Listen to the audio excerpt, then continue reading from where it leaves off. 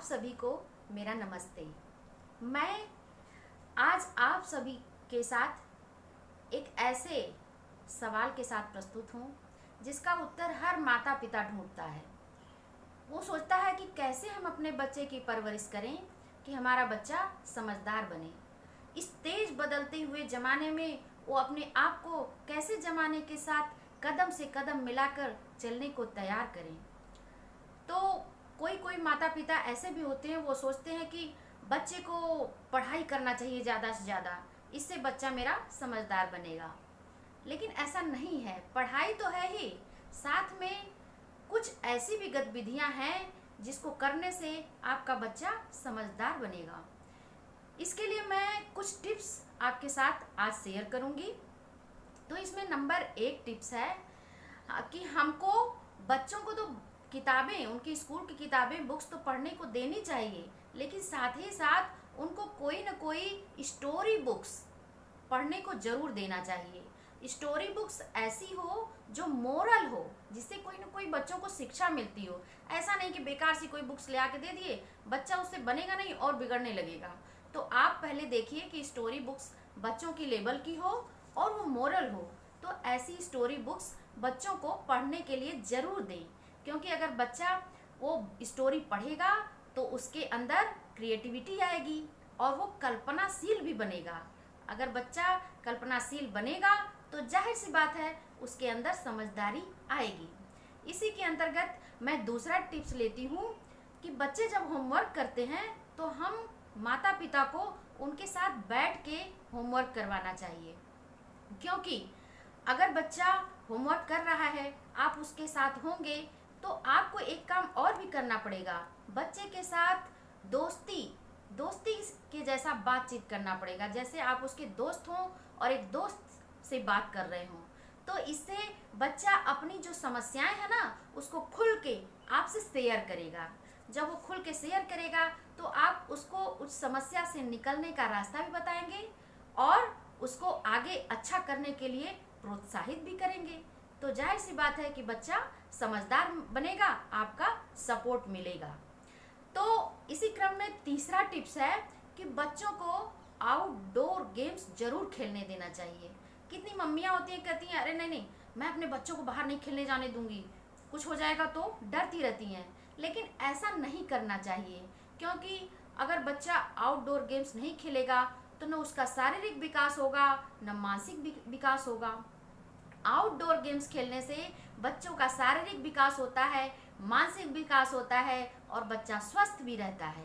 और दूसरा चीज़ ये होता है कि जब वो बाहर निकल के एक टीम में खेलता है तो उसमें सामाजिकता की भावना भी जागृत होती है।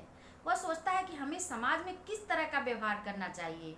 तो जब उसको सामाजिक ज्ञान होगा, क्योंकि समाज से हमेशा कुछ न कुछ बच्चा सीखता ही रहता है, जब उसको सामाजिक ज्ञान होगा तो बच्चा समझदार बनेगा।